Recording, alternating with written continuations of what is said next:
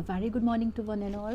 आज मैं आपको स्वामी विवेकानंद करियर मार्गदर्शन योजना 2020 के अंतर्गत न्यू नेशनल एजुकेशन पॉलिसी के बारे में बताने जा रही हूँ।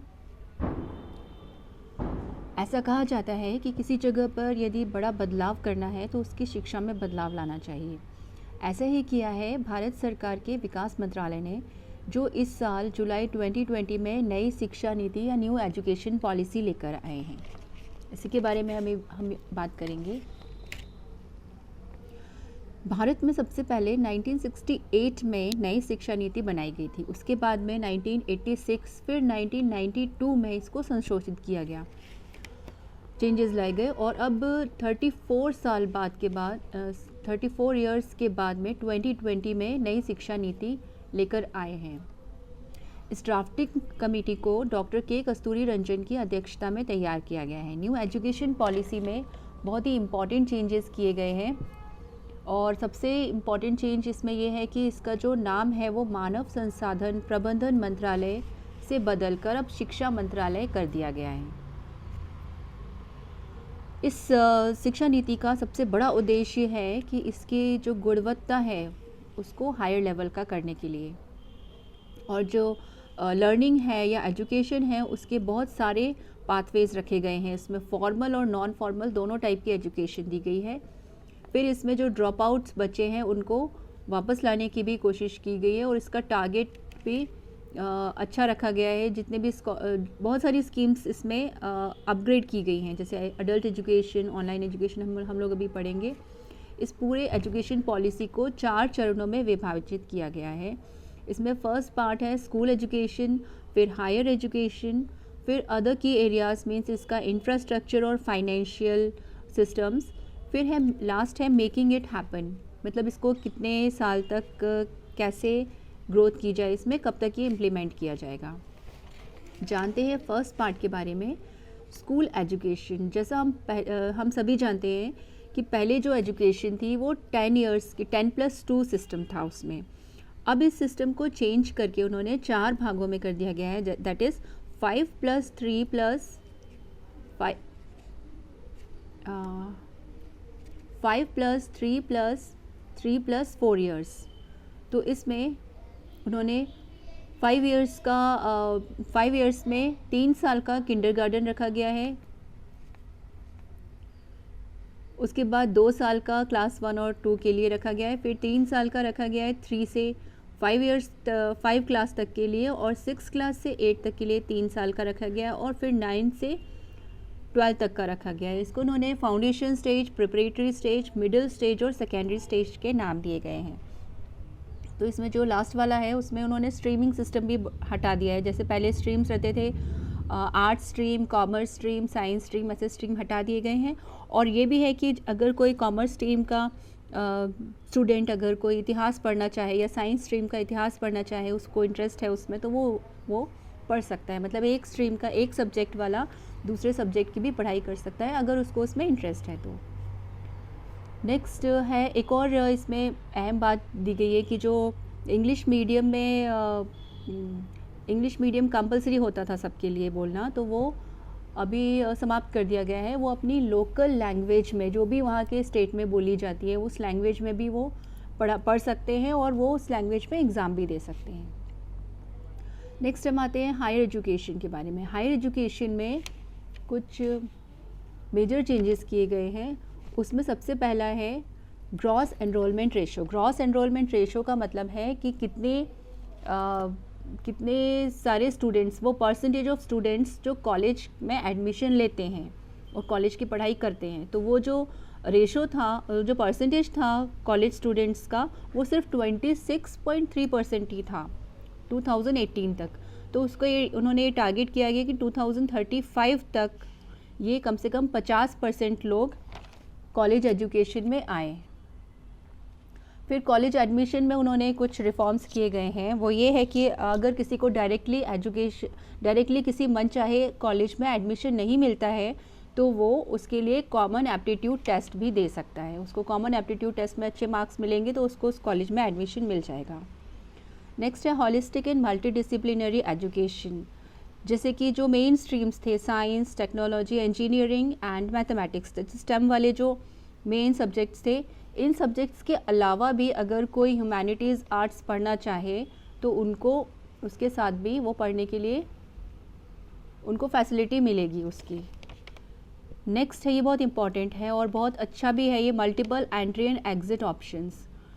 जितना भी अंडर ग्रेजुएट कोर्स है जो 12th के बाद करते हैं यूजी कोर्सेज, उसको उन्होंने 3 या 4 साल के ड्यूरेशन का कर दिया है और इसमें उन्होंने 4 टाइप के कोर्सेज रखे हैं। जैसे अगर कोई भी स्टूडेंट 1 साल का कोर्स करता है, यूजी कोर्स करता है, अंडर ग्रेजुएशन का कोर्स करता है, तो उसको 1 साल का सर्टिफिकेट दिया जाएगा। उसके बाद छोड़ देता है, वो एग्ज़िट कर लेता है वहाँ से, तो उसको 1 साल का सर्टिफिकेट मिलेगा।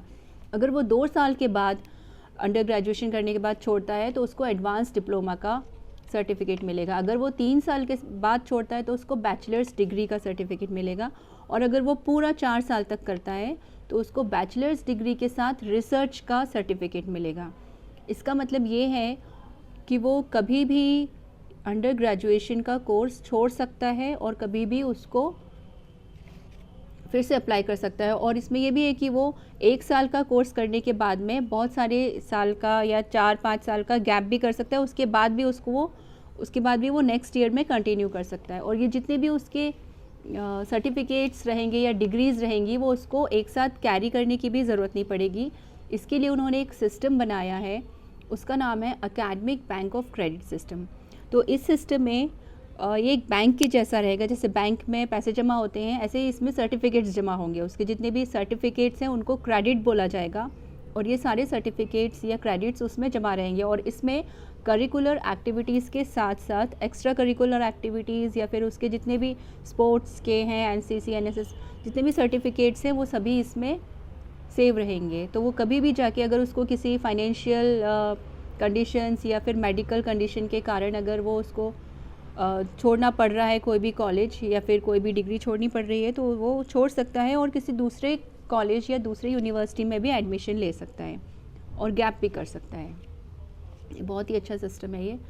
नेक्स्ट है अंडर ग्रेजुएशन के बाद में पोस्ट ग्रेजुएशन सिस्टम या मास्टर्स प्रोग्राम में भी उन्होंने कुछ चेंजेस किए हैं। इसको 5 साल का भी कर दिया है, integrated 5 years bachelors plus masters program कर दिया गया है। अगर किसी को साथ में करना हो तो वो ये इंटीग्रेटेड प्रोग्राम कर सकता है। अगर किसी ने 3 साल का बैचलर प्रोग्राम किया है तो वो 2 साल का एमएससी प्रोग्राम करेगा। और अगर किसी ने वो सिर्फ 4 साल का बैचलर्स प्रोग्राम किया है तो उसको वो सिर्फ 1 साल का एमएससी करना पड़ेगा या पीजी करना पड़ेगा। मतलब टोटल 5 साल का 12th के बाद में उसको ये प्रोग्राम करना पड़ेगा, जिससे वो यूजी प्लस पीजी कर पाएगा। और एक और उन्होंने चेंजेस किया है कि पहले एमएससी या फिर ग्रेजुएशन और पीजी के बाद में एमफिल पीएचडी अगर किसी को करनी हो तो उसको एमफिल प्रोग्राम में एंट्री लेनी पड़ती थी। तो अब उसको एमफिल प्रोग्राम यहाँ पे बिल्कुल ही हटा दिया गया है उन्होंने। नेक्स्ट है मल्टी डिसिप्लिनरी एजुकेशन सिस्टम। जैसे मैंने अभी बताया, multi disciplinary education and research universities set कर दी गई हैं, जिसमें से सिर्फ एक सब्जेक्ट नहीं, उनको बहुत सारे सब्जेक्ट्स एक साथ पढ़ाएंगे। जैसे कुछ आईआईटीज़ और आईआईएम्स जिसमें सिर्फ मैनेजमेंट सिस्टम पढ़ाते थे या फिर कुछ मेडिकल यूनिवर्सिटीज़ में सिर्फ मेडिकल पढ़ाते थे, तो उसके साथ साथ उनको और भी सब्जेक्ट्स पढ़ाए जाएंगे, ह्यूमैनिटीज़ हैं, आर्ट्स हैं, ये सब भी पढ़ाए जाएंगे। तो इसको बहुविषयक शिक्षा और अनुसंधान केंद्र कर दिया गया है। फिर इसमें भी यही है कि उन्होंने जितने भी इंफ्रास्ट्रक्चर्स थे, जो एनवायरनमेंट्स थे स्टूडेंट्स को पढ़ने के लिए, जितने रिसोर्सेज थे वो उन्होंने उसमें और फैसिलिटीज़ प्रोवाइड कर दी हैं। सूटेबल रिसोर्सेज और इंफ्रास्ट्रक्चर फैसिलिटीज़ को उन्होंने बढ़ा दिया गया है, जैसे कि क्वालिटी लाइब्रेरीज़ कर दी गई है, classrooms, labs, technologies, sports, recreation, student discussion space, dining areas, ये सारे और इम्प्रूव कर दिए गए हैं। और साथ ही जैसे कोई मेडिकल या इंजीनियरिंग पढ़ता है तो उसके साथ साथ उन्होंने योग, संगीत, नृत्य, खेल, मूर्तिकला, पेंटिंग्स, ड्राइंग्स, ये सब भी इंक्लूड कर दिए गए हैं अगर किसी को इंटरेस्ट है। तो सिर्फ वो पढ़ाई बुकिश लैंग्वेज को हटा के उन्होंने नॉन बुकिश कर दिया गया है, मतलब प्रैक्टिकल एजुकेशन कर दी गई है। नेक्स्ट है फाइनेंशियल सपोर्ट। जो भी नेशनल स्कॉलरशिप्स पोर्टल होता था उसमें उसको उन्होंने थोड़ा सा और इम्प्रूव कर दिया है, मतलब इम्प्रूवमेंट, मतलब उन्होंने जो फ्री शिप्स और स्कॉलरशिप्स हैं उसके नंबर्स और बढ़ा दिए गए हैं, तो ये बहुत ही अच्छी बात है स्टूडेंट्स के लिए। फिर टीचर एजुकेशन, मतलब टीचर बनने के लिए जो एजुकेशन चाहिए रहती है, जो बीएड कोर्सेज करना पड़ता है, उसको उन्होंने 4 साल का इंटीग्रेटेड बीएड कोर्स कर दिया गया है, जो हम सीधे सीधे 12th के बाद कर पाएंगे। 12th के बाद सीधे सीधे ग्रेजुएशन नहीं करना पड़ेगा, ग्रेजुएशन के बाद बीएड नहीं करना पड़ेगा, सीधे सीधे 4 साल का बीएड कर लो अगर किसी को टीचर एजुकेशन में जाना है तो। फिर नेक्स्ट है, इतना है कॉलेज के बारे में। नेक्स्ट है अदर की एरियाज़ ऑफ फोकस। इसमें फर्स्ट है वोकेशनल एजुकेशन। वोकेशनल एजुकेशन का मतलब होता है वो शिक्षा जो किसी पर्टिकुलर विषय के बारे में की जाती है जिससे उसको कोई पर्टिकुलर नौकरी मिलनी है या फिर जॉब मिलना है। तो ये एजुकेशन पहले भी थी, लेकिन इसमें बहुत सारे इम्प्रूवमेंट कर दिए गए हैं और इसके नंबर बहुत बढ़ा दिए गए हैं उन्होंने, मतलब ज़्यादा से ज़्यादा लोग वही एजुकेशन प्राप्त करें जो उनको जिसमें आगे उनको नौकरी करनी है। ये बहुत अच्छा कर दिया उन्होंने। नेक्स्ट है हायर एजुकेशन इंस्टीट्यूशंस, जिसको चार भागों में डिवाइड किया है। National higher education regulatory council जो रेगुलेशन करेगा पूरा। फिर हायर एजुकेशन ग्रांट्स काउंसिल जो कुछ स्टैंडर्ड ग्रांट्स काउंसिल जो फंडिंग के लिए रहता है वो होगा। और फिर जनरल एजुकेशन काउंसिल वो होगी जो कुछ स्टैंडर्ड सेट करेगा, मतलब वो ये बताएगा कि आपको क्या पढ़ाना चाहिए, कौन सी यूनिवर्सिटी में कौन से कॉलेज में क्या पढ़ाना चाहिए, क्या नहीं पढ़ाना चाहिए, कैसे पढ़ाना चाहिए, और उसके पूरे क्राइटेरिया बताएगा। फिर है नेशनल एक्रीडिटेशन काउंसिल जो ये बताएगा कि रेटिंग्स देगा जो डिफरेंट कॉलेजेस को। ये स्टूडेंट्स के लिए भी ये जानना ज़रूरी रहेगा। ये रेटिंग्स देगा कि कौन सा कॉलेज कि कितना अच्छा पढ़ा रहा है, उसकी क्या रेटिंग है, ए ग्रेड बी ग्रेड ऐसे करके देगा। तो ये स्टूडेंट समझ पाएंगे कि हमको कौन से कॉलेज में जाना है, कौन सी यूनिवर्सिटी को ऑप्ट करना है। नेक्स्ट है higher education commission of India. इसमें 3 टाइप के इन्होंने यूनिवर्सिटीज़ को डिवाइड किया है। रिसर्च इंटेंसिव यूनिवर्सिटीज़ का मतलब है वो यूनिवर्सिटीज़ जो सिर्फ रिसर्च पर ही ज़्यादा ध्यान देंगी, फोकस रहेगा उनका। देन टीचिंग इंटेंसिव यूनिवर्सिटीज़ जो टीचिंग के साथ साथ रिसर्च पर भी ध्यान देंगी। और ऑटोनोमस डिग्री ग्रांटिंग कॉलेजेस वो कॉलेजेस होंगे जो किसी यूनिवर्सिटी से एफिलिएटेड नहीं रहेंगे और इनके कुछ स्टैंडर्ड्स इनको खुद ही हाई करना पड़ेगा जिससे ये स्टूडेंट्स को ज़्यादा अट्रैक्ट कर पाएँ। तो ये कॉलेजेस रहेंगे। नेक्स्ट है उन्होंने ऑनलाइन, ये तो सभी जानते हैं कि ऑनलाइन और डिजिटल एजुकेशन, जैसे पेंडेमिक और एपिडेमिक सिचुएशंस में उन्होंने ऑनलाइन एजुकेशन ई लर्निंग पर ज़्यादा जोर दिया गया है जिससे किताबों पर निर्भरता कम हो सके। और फाइनली उन्होंने आर्टिफिशियल इंटेलिजेंस सॉफ्टवेयर्स कुछ ऐसे डेवलप कर रहे हैं जिसके, और बहुत सारी स्कीम्स भी डेवलप की हैं, स्वयं योजना है जैसे, ऐसे बहुत सारी स्कीम्स डेवलप की है जिससे students directly e learning courses में अपने आप को रजिस्टर करा के और ये कोर्सेज़ कर पाए।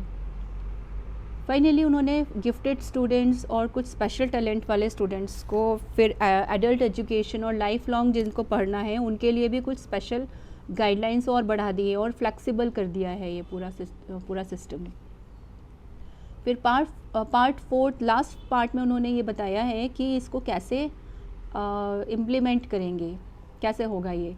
कुछ टाइमलाइंस दी गई है उन्होंने, जैसे कि 2022 तक क्या करना चाहिए, फिर ग्रेडिंग, धीरे धीरे ग्रेडिंग करके धीरे धीरे इम्प्रूवमेंट करके उन्होंने ये टारगेट किया है कि 2040 तक, 2040 तक जो पॉलिसी है ये उसको पूरी तरह से ऑपरेशनल कैसे लाया जाए, पूरी तरह कैसे ऑपरेशनल कैसे फंक्शनल की जाए, ये किया गया। तो ये है टोटल न्यू एजुकेशन पॉलिसी 2020 के बारे में। अगर आपको इसमें कोई भी डाउट हो या फिर कोई भी आपको क्वेरीज़ हो तो आप वो मुझे पूछ सकते हैं व्हाट्सएप करके। Thank you.